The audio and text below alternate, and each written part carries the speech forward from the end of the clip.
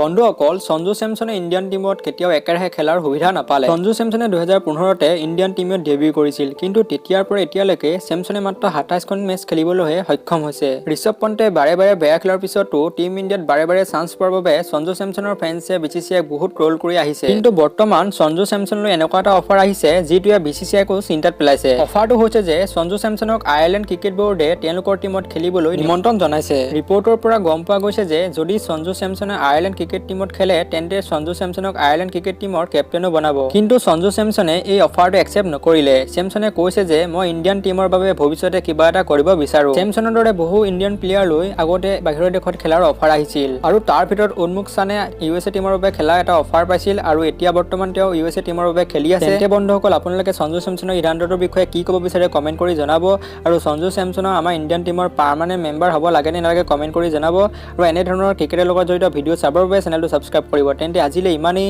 জয় আই Assam.